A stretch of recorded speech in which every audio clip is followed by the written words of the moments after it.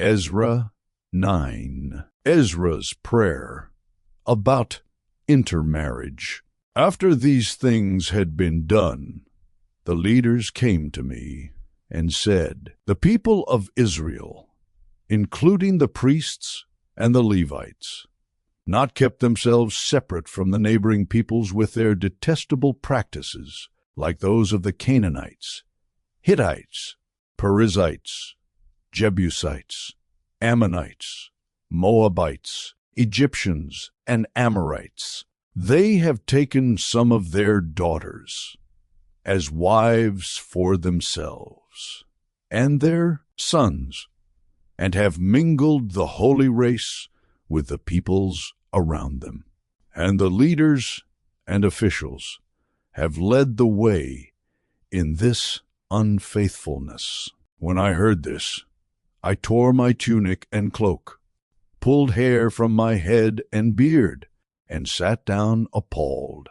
Then everyone who trembled at the words of the God of Israel gathered around me because of this unfaithfulness of the exiles, and I sat there appalled until the evening sacrifice.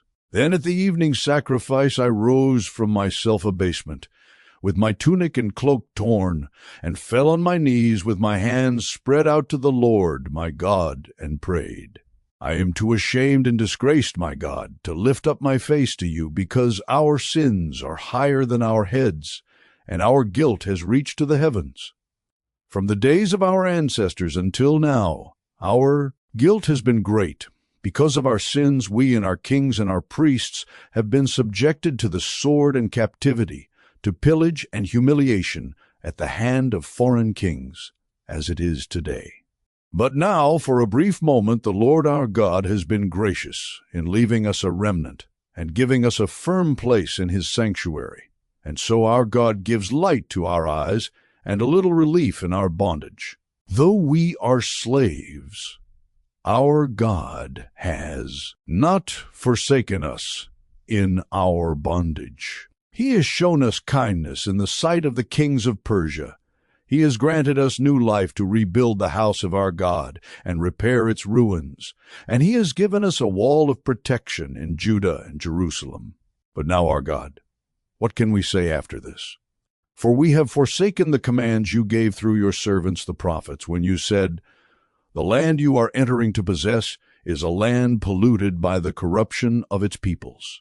By their detestable practices, they have filled it with their impurity, from one end to the other. Therefore, do not give your daughters in marriage to their sons, or take their daughters for your sons. Do not seek a treaty of friendship with them at any time, that you may be strong and eat the good things of the land and leave it to your children as an everlasting inheritance.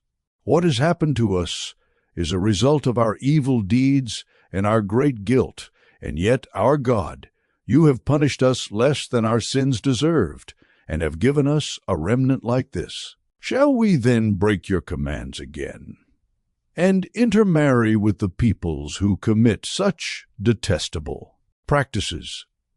Would you not be angry enough with us to destroy us, leaving us no remnant or survivor? Lord, the God of Israel, you are righteous.